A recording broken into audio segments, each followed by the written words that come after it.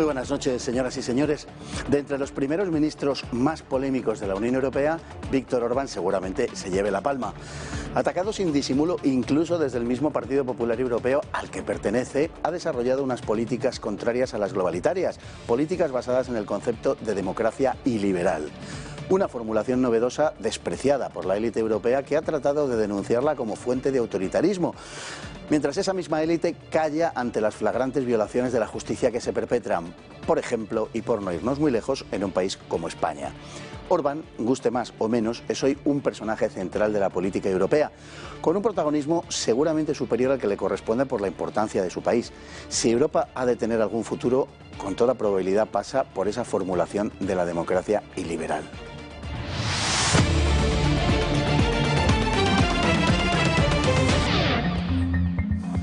Y en nuestra sección Desde Fuera, el diario ABC nos trae un titular que dice que Marine Le Pen se cotiza como posible ganadora de la primera vuelta de la próxima presidencial francesa.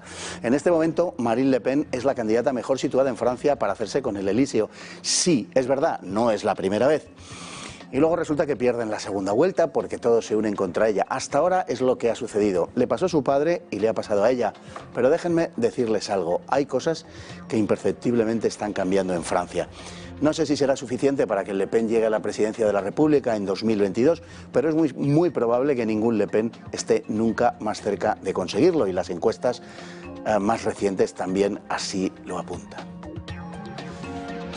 Nos vamos ahora al tema del principio, a la cuestión de Orbán y de Hungría. Vamos a verlo. El primer ministro húngaro, Viktor Orbán, es sin duda uno de los políticos más vituperados por las élites mediáticas, económicas y burocráticas europeas, a las que se complace en indignar hasta el punto de recibir desdeñosos epítetos como ultranacionalista, autoritario o incluso fascista. Y es que Orbán se ha convertido en el enemigo número uno de Bruselas al rechazar el acatamiento de sus imposiciones cuando éstas perjudican a su país. La carrera política de Viktor Orbán comenzó el 16 de junio de 1989. Orbán, con sus cabellos mal peinados, barba de 3 o 4 días y americana de dudosa elegancia, pronunció aquel día un encendido discurso contra el comunismo en general y contra el yugo soviético en particular. Ante un público congregado en la Plaza de los Héroes de Budapest para recordar al ex primer ministro Imre Nagy, ejecutado por los soviéticos en 1958 por haber liderado la revolución húngara 2 años atrás, demandó la retirada de Hungría de las tropas del Pacto de Varsovia. Y lo hizo meses antes de que cayera el muro de Berlín, cuando en el país magiar aún se respiraba el opresivo ambiente de la dictadura del proletariado. Aquella valerosa alocución, que fue acogida con júbilo dentro y fuera de Hungría, catapultó la carrera política de Viktor Orbán. Apenas 9 años más tarde, Fidesz, con él como cabeza de lista, ganó las elecciones parlamentarias del año de 1998 con un 42% de los sufragios en alianza con el Foro Democrático de Hungría. En las elecciones del año 2002 no pudo revalidar su mandato. Los socialistas accedieron al gobierno y Orbán pasó a la oposición, donde se forjó para recuperar el poder algunos años más tarde. Aquella tarea no sería muy distinta de la pretérita lucha contra el comunismo. Defender la peculiaridad del pueblo húngaro frente a las pulsiones despóticas y homogeneizadoras del globalismo, encarnado en entidades como la Unión Europea y en magnates como Soros. En las elecciones legislativas del año 2010, Orbán lideró de nuevo las listas de Fidesz y obtuvo una abrumadora victoria. Más del 52% de los votos y una mayoría superior a 2/3 en el Parlamento. Una de sus primeras medidas fue la promulgación de una nueva constitución para Hungría, que encolerizó a las élites bruselenses. ¿El motivo de esa cólera? Y afirma el matrimonio como unión entre hombre y mujer, reivindica la identidad cristiana del pueblo húngaro y establece que la vida del ser humano debe ser protegida desde el instante de la concepción. Orbán estaba sembrando abundantes razones para la brutal censura que se abatiría sobre él en los siguientes meses y años. Y tenemos esta noche con nosotros a don Álvaro Peñas. Muy bienvenido. Buenas noches. Buenas noches, Fernando. Muchas gracias por la invitación. Bueno, es nuestro especialista en esta materia, en todo lo que tiene que ver con la Europa centro-oriental y oriental, ¿no? Es todo lo que está pasando, que es una región muy efervescente en este momento y uno de los países que más, sin duda ninguna, es Hungría. Bueno, vamos a ver, empecemos por el principio. Orbán tiene unas relaciones entre horribles y pésimas y no sé, con su propio grupo político en el Parlamento Europeo, que es el Partido Popular Europeo, que choca un poco que esté metido en ese grupo, a tenor sobre todo de cómo le trata el grupo a él. Sí, bueno, es cierto. Fidesz está efectivamente en el Partido Popular Europeo lleva desde 2019 suspendido, es decir, no puede presentar candidatos en las elecciones dentro del grupo, no puede votar, e incluso el año pasado hubo una petición de 13 de los partidos para expulsarle. Lo más curioso es que la relación que él ha tenido con Manfred Weber, que es el presidente de este grupo, que es un alemán, es de la CSU, de Baviera, que sabes que están aliados con el partido de Angela Merkel, siempre ha tenido una buena relación con él, ha sido incluso su aliado. Todo esto se rompe a partir de la oleada de refugiados en 2015, cuando Orbán decide no aceptar los cupos de inmigrantes y entonces la situación se complica, ¿no? Y empieza a romperse esa amistad. Por ejemplo, hay un ejemplo. En el año 2013 hay un informe contra Hungría, el informe Tavares, en el Parlamento Europeo, en el que se acusa a Hungría de ser un país autoritario, que encamina hacia una dictadura, etcétera, etcétera. Y aquí el Partido Popular Europeo vota en contra de esta resolución, vota con Orbán.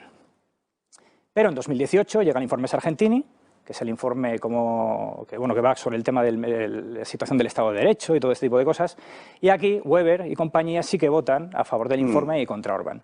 Luego, posteriormente, lo hará lo mismo con Polonia, el famoso informe de López Aguilar, ¿no? Sí, tan conocido aquí, desgraciadamente. Aún así, pese a que pase esto, en el año 2019, cuando aún puede votar, Orbán apoya a Weber, porque Weber quiere presentarse para presidente de la Comisión Europea y hay que celebrar unas elecciones dentro del grupo del Partido Popular Europeo. Y él le apoya, pero la respuesta del alemán es que no querría salir elegido con el apoyo de los populistas húngaros. Y esa ya es la ruptura definitiva.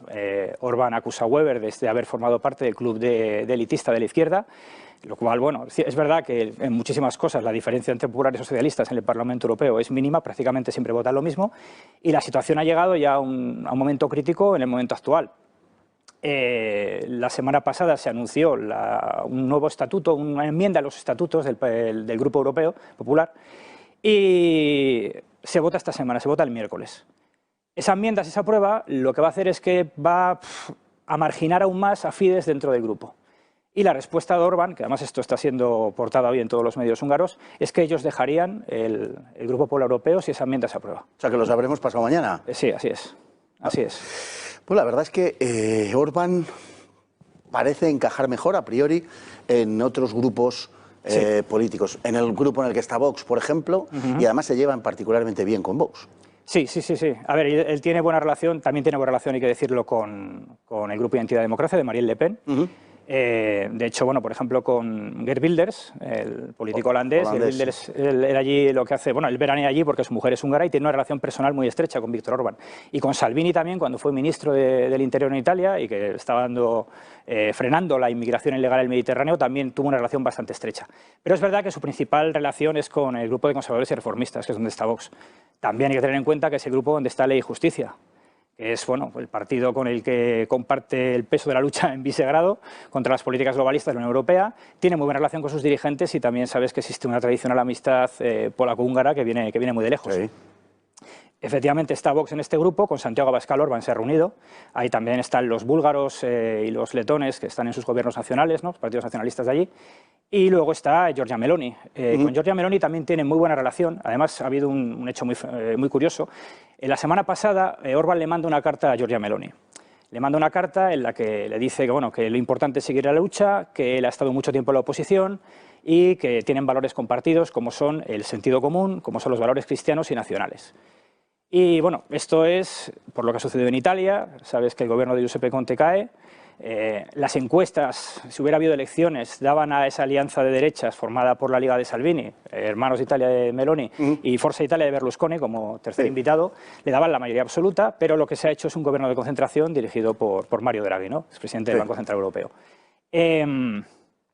Ese gobierno ha entrado todo el mundo, incluido Salvini, pero Meloni ha decidido quedarse fuera. Se ha quedado como la única oposición, ¿no? Entonces, bueno, esta muestra de apoyo, aparte es importante porque Meloni es actualmente la presidenta del grupo de conservadores y reformistas, es una figura con cada vez más peso en la política internacional y se está apuntando a que también es una forma de decirle estoy contigo y, bueno, en caso de que desde luego se vaya del Grupo Popular Europeo, yo creo que es clarísimo que el grupo al que se va a ir es el de conservadores y reformistas, estoy convencido. Tiene toda la pinta. Las dos cosas, sí. Que se va a ir. Sí. Sí, es que es cierto, le han invitado a irse ya de una forma abierta, ¿no? Quiero decir que Orbán, yo creo que lo que está esperando es que le saquen la tarjeta roja directamente para no irse él, ¿no? Sí, yo creo también lo mismo. Realmente también es cierto que dentro del Grupo Popular Europeo había partidos que no estaban por la labor Incluso es curioso, el Partido Popular Español no ha sido de los más duros. Ahora me imagino que sí lo sería. Pero anteriormente, lo mismo que con Polonia, vamos, aplaudían con las orejas cada vez que se atacaba a Polonia por algo, con Hungría se abstenían, por ejemplo, en vez de votar en contra, ¿no? Eran más comedidos. Qué majos. Sí, la verdad es que sí.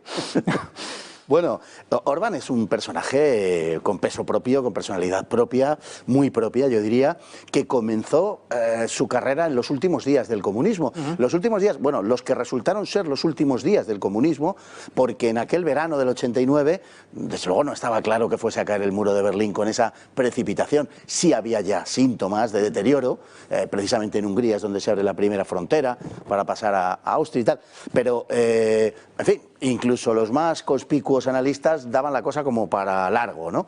Él salta al ruedo y salta al ruedo como un decidido anticomunista. Así es.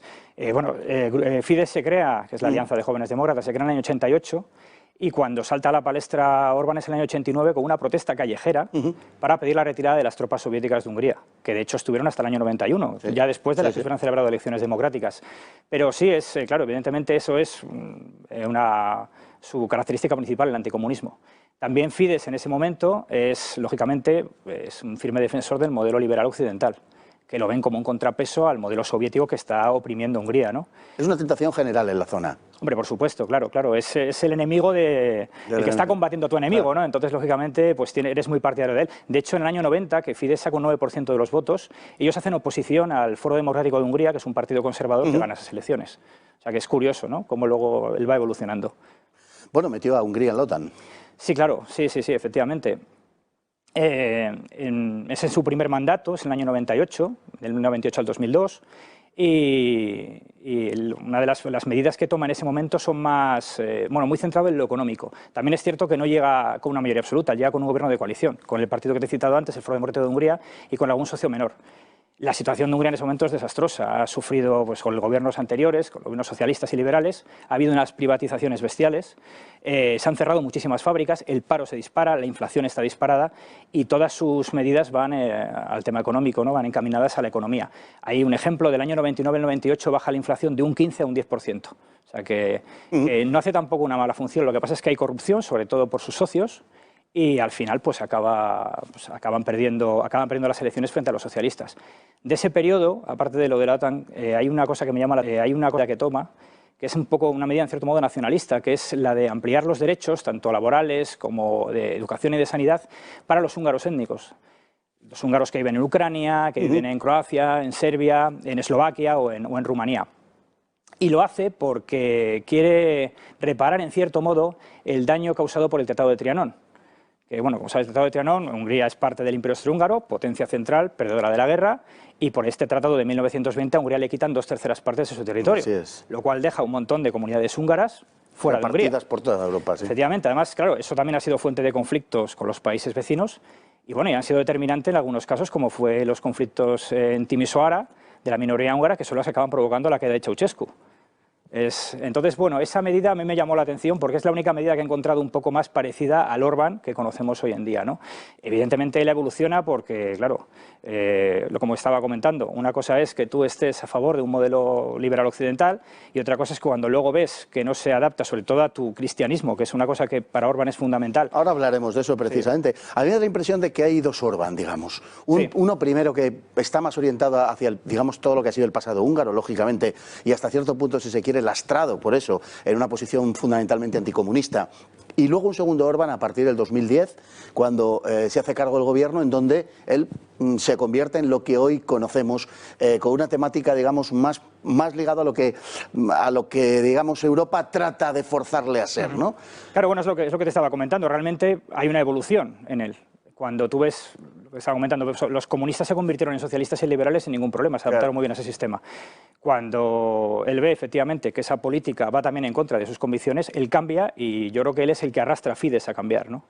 Efectivamente, en 2010 él ya gana con mayoría absoluta, aquí ya hay una cosa importante, y en 2011 hay un cambio en la Constitución, cambios desde el número de diputados, que pasan de 350 a 199, por ejemplo, pero lo que es fundamental es el carácter cristiano de Hungría. Eso es clave. Fundamental, sí, es decir, ya tienes que el matrimonio es la unión de un hombre y una mujer, o la protección de la vida desde la fecundación, es decir, hay una serie de cosas que cambian radicalmente el espectro. las siguientes elecciones él va a tener también mayoría absoluta, en el 2014 el 18, un 52 y un 49%. En ambos casos unos 133 diputados en el Parlamento de 199. Y aquí vemos pues el Orbán que conocemos, ¿no? Medidas, pues, por ejemplo, bueno, hay una reforma judicial también muy polémica, como la polaca, cuando en otros países de Europa se ha hecho lo mismo, pero claro, cuando lo hacen ellos es polémico y es dictatorial.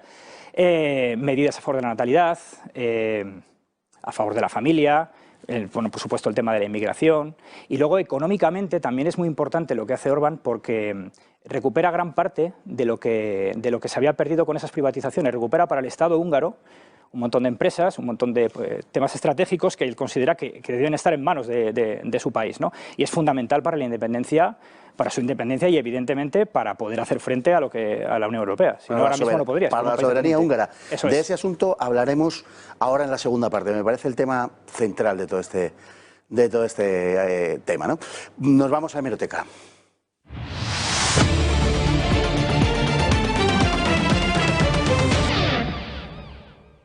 Bueno, pues en la hemeroteca nos traen un titular que habla de los falsos doctorados de Pilar Rahola. Bueno, resulta que Pilar Rahola, según nos informa El Español, falseó su currículum para multiplicar su doctorado por 2. ¿Y qué es? Y es que en principio solo tenía uno, pero de pronto le surgió otro, un honoris causa por la Universidad de Chile, según figuraba en su página web. Doctorado problemático donde los haya, porque dicha universidad no existe. De hecho, su título se debe a una cosa que se llama la UNIAC, bueno, una cosa así, un poco tal. Una pequeña universidad privada no acreditada por el gobierno chileno. Bueno, lo cierto es que durante décadas, porque lo de Rahola hay ya que medirlo en décadas, ha estado falseando su currículum. Cuando le han preguntado por este asunto, ha contestado que a ella lo que de verdad le importa es el Islam. Igual es que está haciendo otro doctorado sobre el Islam.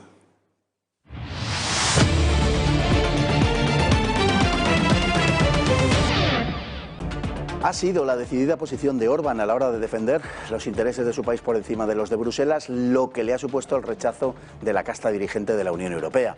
Las políticas en materia de inmigración, la resistencia a las cesiones de soberanía o su firmeza ante el magnate globalista Soros han alarmado en la capital europea, temerosos de que cunda el ejemplo. Para colmo, el primer ministro húngaro se ha convertido en líder de un grupo de países disidentes, el Grupo de Visegrado, también conocido como los chicos malos. Y Orbán como jefe de la pandilla. Convertido en el líder del Grupo de Visegrado, formado por Polonia, Chequia, Hungría y Eslovaquia, Viktor Orbán ha hecho frente a las políticas migratorias de Bruselas con una determinación desconcertante. Y no solo se ha desmarcado en este terreno. Orbán ha puesto en marcha políticas como la de natalidad, que ha logrado un muy necesario incremento de la natalidad de su país. Miembro del Partido Popular Europeo es, sin duda, un verso suelto del mismo, que se permite además acusar a este de ser desleal a sus postulados originales. Pero Orbán no solo mantiene una línea política propia, sino que incluso ha sido capaz de elaborar un discurso original a partir de la idea de democracia iliberal, término político que se opone a la idea de sociedad abierta. Comparte buena parte de las características de la democracia liberal, pero subordina estas al interés de la nación. Se basa en las mayorías naturales, en lugar de someter estas a los intereses de las minorías organizadas en grupos de presión. Tales ideas han generado un fuerte rechazo en Bruselas, para la que es un inconveniente toda afirmación nacional. La crítica a este tipo de régimen no está exenta de una cierta hipocresía, por cuanto los déficits en materia de división de poderes que se dan en Hungría no difieren de lo que sucede en nuestro país, por poner un ejemplo. Y lo mismo puede decirse de la situación acerca de la libertad de expresión. La crisis de los refugiados hizo saltar las alarmas cuando Orbán se negó a abrir las fronteras de su país de par en par, como hiciera Merkel, y fue acusado de racista por el sistema que siempre logra que sus viciados propósitos pasen por filantrópicos. En realidad, se trataba de un ardid para acelerar la sustitución de la población europea y obsequiar a las grandes empresas con mano de obra barata. Pero Orbán se mantuvo firme. No en vano considera esta política imprescindible por razones de seguridad, de prosperidad y de identidad nacional. En una reciente alocución navideña se dirigió a la población de este modo. Quieren que dejemos de ser quienes somos. Quieren que nos convirtamos en eso que no somos. Nos quieren mezclar con gente de otro mundo. Cambiarnos en nombre de la diversidad. Durante sus años como primer ministro ha tratado de revertir una tendencia demográfica más que preocupante, de vigorizar la institución familiar y de fortalecer las clases medias, tan menoscabadas por un modelo que progresivamente concentra el poder económico en manos de un puñado de multinacionales. Y su intento ha fructificado.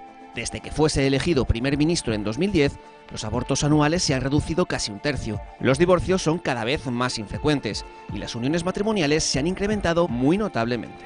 Mantiene un feroz enfrentamiento con George Soros, al que acusa de estar detrás de un sinfín de iniciativas dañinas para la nación húngara, en la que el magnate globalista nació y vivió sus primeros años. Orbán le ha calificado como uno de los seres más corruptos del mundo y le ha calificado de enemigo público de Hungría. Soros, por su parte, ha arremetido contra el gobierno de Budapest públicamente por negarse a votar el presupuesto comunitario. Orbán también le ha acusado de estar detrás de las oleadas de inmigración que alcanzan Europa desde hace años, lo que Soros ha admitido de buena gana. Hoy, Orbán parece gozar del apoyo mayoritario de sus compatriotas, que le consideran el campeón de la causa nacional. Bueno, visto lo cual, don Álvaro, vamos a ver, lo habíamos dejado en que Orbán ha protagonizado una recuperación económica notable de Hungría, sí, en que además sus políticas fueron las de, en principio, las de retomar para el Estado unos sectores que habían sido privatizados. Algo que por otra parte fue muy general después de la caída del comunismo en la zona del este, y hoy nos encontramos con que las cifras son muy buenas en Hungría. Las cifras de paro son excelentes, las de inflación las rebajó ya en el primer mandato y además está en marcha una segunda nuclear en Hungría, que es, en fin, para el país que es Hungría, digamos, pues es un esfuerzo notable también de recuperación económica, que es lo que significa en definitiva. Claro, es que, como bien dices, cuando cae el comunismo, pues en muchos casos se vende todo a saldo. ¿Qué ocurre? Pues hay muchísimas fábricas que se cierran, el impacto sobre muchas economías es terrible, ¿no? Y Orbán ha logrado recuperar eso. Ahora mismo el paro creo que está en torno al 4%, si no recuerdo mal, la última cifra. Ha estado más bajo, también el coronavirus ha hecho que ese paro suba. Y el tema de la recuperación de todas estas empresas, lo que estás diciendo de la central nuclear, ¿por qué? Porque él quiere independencia energética. Soberanía. Está construyendo, efectivamente, soberanía. Está construyendo una segunda central nuclear con ayuda de Rusia y China. Y bueno, pues es un objetivo pues muy inteligente porque evidentemente es una forma de evitar que le puedan presionar, pues en este caso desde la Unión Europea, ¿no? Que es la que está siempre poniéndole en tela de juicio todo lo que hace. Es un hombre muy pragmático. Él se ve muy bien en política exterior, ¿no? Él está muy cerca de Israel, está muy cerca de Rusia, o se ha acercado, sobre todo en los últimos tiempos, a Rusia. Y como comentas, pues la central nuclear está siendo construida con apoyo ruso también, ¿no? La política de Orbán es un poco un ejemplo de lo que es, en política exterior, es muy pragmático. Es decir, él no tiene problema de casarse con unos o con otros, ¿no?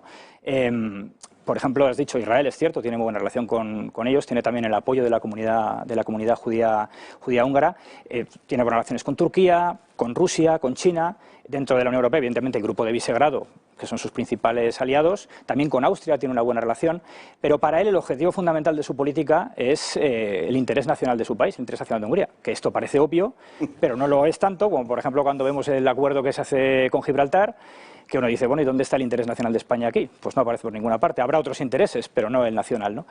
Y un ejemplo tremendo de esto es lo que ha sucedido con las vacunas. Es decir, evidentemente Hungría, dentro de la Unión Europea, está en el programa de vacunación que dirige la Unión Europea. Esto va muy lento, en opinión de Orbán, y Orbán no tiene ningún problema en abrir la puerta a la vacuna rusa, la Sputnik, incluso a la vacuna china.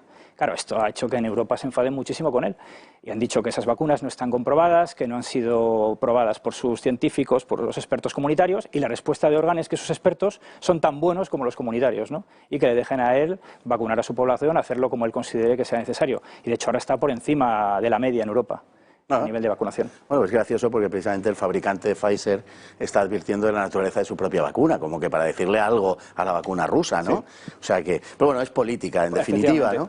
Bueno, en cuanto al asunto personal, Orbán tiene 5 hijos, es un cristiano absolutamente convencido y creyente, pero hay que decir que él es calvinista. Así es. Cuando Hungría es un país católico históricamente, es curioso que pertenezca a esa minoría, pero desde luego es un hombre de unas condiciones firmísimas. Sí, Hungría es un país católico, es cierto, pero los calvinistas son el segundo grupo religioso más importante, un 8% de la población, sobre todo en la parte oriental, y de hecho hay una ciudad, Debrecen, que es la segunda ciudad más grande de Hungría, después de Budapest, que la llaman la Roma calvinista. Es decir, que bueno, que sí que tiene su tradición, sí que tiene su tradición. Y desde luego sí, él tiene unas creencias firmísimas, eso es evidente. La protección de los cristianos ha sido también una de sus principales tareas. Ha promovido todo tipo de congresos para ayudar a los cristianos en el mundo y eso desde luego que es uno de sus, bueno, yo creo que es su motivación principal. Respecto a los hijos, cierto, tiene 5 hijos, no es lo común en Hungría, pero yo creo que Orbán quiere conseguir que lo sea. De hecho, en Hungría con 4 hijos quedas exento de pagar impuestos. Es una de las medidas pro natalidad que ha tomado, ¿no? Es decir, que sí quiere llenar Hungría de familias numerosas. Bueno, a ver si alguno aprende por aquí. Ya. Están recortando las ayudas a las familias, con hijos, en fin, lo mismo, ¿no? Totalmente diferente, claro. Bueno, eso tiene que ver también con su percepción, digamos, de la cuestión migratoria. Es decir, es que es consciente de que se necesita más población, pero quiere que sea población autóctona.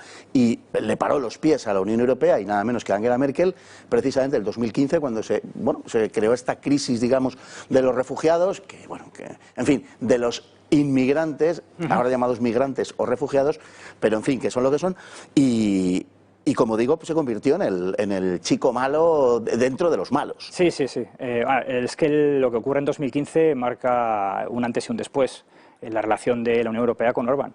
Obviamente él se niega a aceptar cupos, se niega a abrir las fronteras y claro, se convierte evidentemente pues en el mal absoluto. Orbán tiene muy claro que él quiere que Hungría siga siendo húngara. Esto él lo ha dicho así, claramente. Él no quiere que haya porcentajes de población importantes, como pasa en otras partes de Europa, de no cristianos. Y por esa razón él está fomentando la natalidad, ¿no? Porque quiere que haya más niños. Y no quiere que se reemplace a su población. De hecho, una frase de Orbán que es definitiva en esto es: para nosotros la inmigración es la rendición. Claro, esto ha hecho que se oponga a los designios de la Unión Europea y no solamente es por esto, sino porque está demostrando que hay otro camino. El problema de Visegrado y de Orbán es que está demostrando a muchos europeos que esto no es irreversible, que se pueden hacer otras políticas. Claro. Es como lo que sucedió lo mismo con Salvini cuando él era ministro del Interior y logró frenar la inmigración ilegal en el Mediterráneo, ¿no? Nos decían que eso era imposible, pero no es imposible, se pueden hacer cosas. Y de hecho la política migratoria húngara, bueno, a raíz de ese momento, está permanentemente en el punto de mira. Lo último ha sido en enero con la retirada de Frontex, la Agencia de Fronteras de la Unión Europea, que se retira de Hungría por una campaña orquestada por el Comité de Helsinki, ONG del señor Soros, porque acusan a Hungría de que está devolviendo a los inmigrantes a Serbia. Y Serbia no es un país seguro.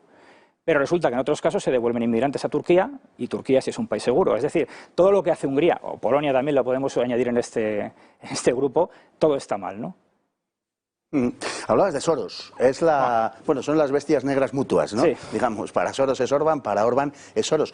Orbán ha denunciado públicamente a Soros, de hecho hay campañas en Hungría abiertamente contra Soros, digamos. Hay también campañas de Soros contra Hungría, o por lo menos contra la Hungría de Orbán.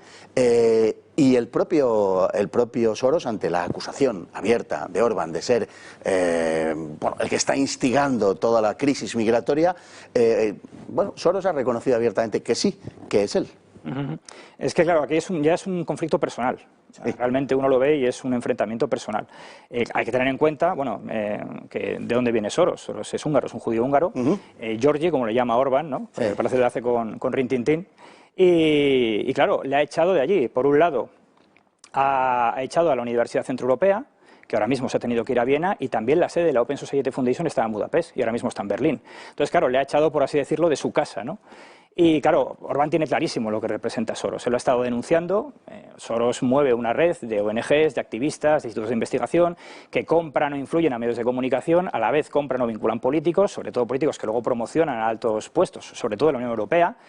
Y a partir de ahí pues impone su agenda ideológica, ideología de género, fronteras abiertas, destrucción de soberanía nacional, etcétera, etcétera, etcétera. Y desde luego Orbán no quiere que eso pase en Hungría.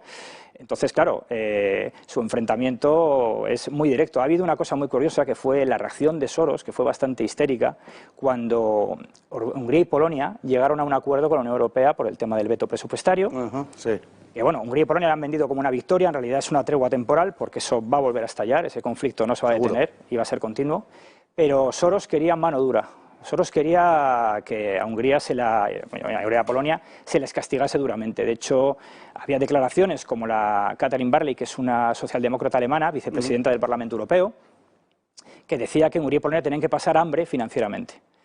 Y claro, como eso no fue así, Orbán le mandó una carta a Soros pues regocijándose en cierto modo del resultado de la negociación y diciéndole que, bueno, que era hora de poner fin al viaje europeo de Soros. Un deseo bonito, pero que no va a ser realidad, ¿no? Lo cierto es que las ONGs de Soros están muy activas.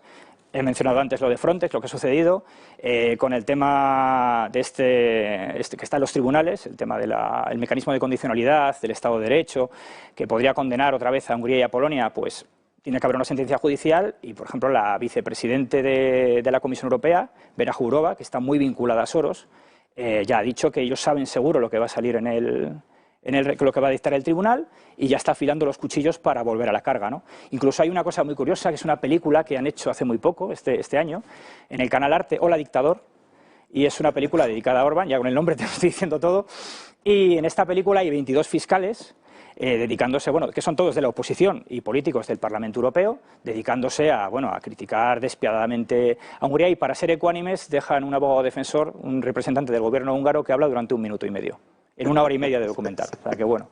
Bueno, hombre, que no se quejen. No, ya te digo. Todas estas acusaciones de autoritarismo, etcétera, vienen a raíz de la definición de Hungría, en fin, del sistema político como una democracia iliberal. No es el único que habla en esos términos de ese tipo de democracia, sino que está cundiendo el ejemplo en algunas fuerzas políticas y en algunos países.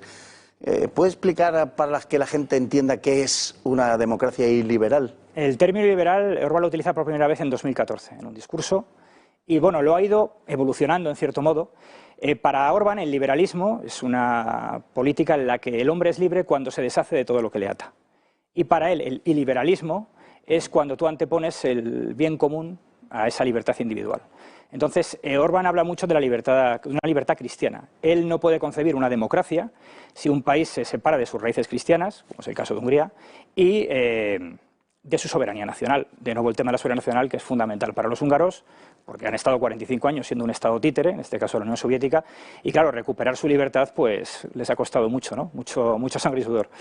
Y de hecho, él dice que el liberalismo internacionalista, él lo compara muchas veces con el comunismo, dice que es igual de dañino, y él dice que la Unión Europea, de hecho, la ha comparado también con la Unión Soviética. Entonces, frente a ese liberalismo para el que el mercado es absolutamente todo, para Orbán, antes que el mercado, están los valores cristianos y la nación. Eso sería básicamente lo que es el liberalismo, anteponer pues tu cultura y tu nación a otros intereses. Lo que se supone, o al menos eso es de lo que le acusa la Unión Europea, es de que todo eso viene, digamos, amparado o viene junto con una serie de medidas de corte autoritaria por las cuales él, pues, en fin, somete a la justicia, la prensa independiente, todo este tipo de cosas. Claro, porque pero esto es lo de siempre, es el doble rasero que hay para todo. Cuando en ciertos países se toman medidas en la justicia o se toman medidas contra un medio de comunicación determinado, contra una organización determinada, no pasa absolutamente nada y es todo en nombre de la democracia, ¿no? Lo que está pasando ahora en Francia con el intento de disolución de Generación Identitaria, que es algo completamente demencial, que se le está comparando con un grupo yihadista, es una locura, pero simplemente te estás quitando de en medio a un grupo que te molesta. Cuando Orbán ataca, por ejemplo, a una ONG de Soros que está recibiendo dinero solamente para desestabilizar, pues es un autoritario y es un dictador. Y el miedo que ocurre con Orbán es que ese modelo que él tiene se expanda, se extienda. De hecho, hay más países que entran dentro de la categoría de iliberal, como puede ser Polonia, por ejemplo.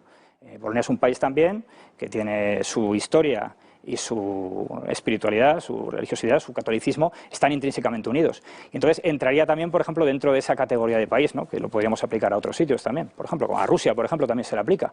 Pero claro, esto no se va a explicar. Lo que se va a decir es que es directamente autoritarismo. ¿Qué es lo que hacen los medios de comunicación? Pues decir que los países iliberales son, por ejemplo, Turquía o China. Pero luego, claro, viene Xi Jinping a Davos y le tiran flores. Los mismos medios de comunicación que utilizan eso para criticar a Orbán, ¿no? Eso es completamente absurdo. No es cierto que China sea una democracia iliberal. China no tiene absolutamente nada que ver con eso.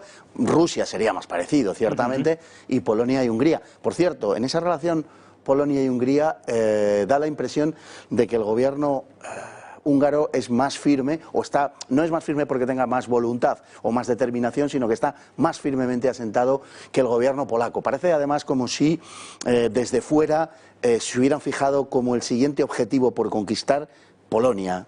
Es que el gobierno húngaro, Fidesz, tiene mayoría absoluta, una mayoría absoluta muy fuerte, muy firme. Pero en Polonia no es así. En Polonia es una coalición la que está gobernando, Ley y Justicia. Hay otros dos partidos, uno de ellos, Solidaridad Polonia, es más fuerte, vamos a decir, más a la derecha que Ley y Justicia, pero el otro no es así, es un partido, no recuerdo ahora el nombre, perdóname, es un partido menos, vamos a decir así, más liberal. ¿Qué ocurre? Pues que evidentemente eso es un punto flaco.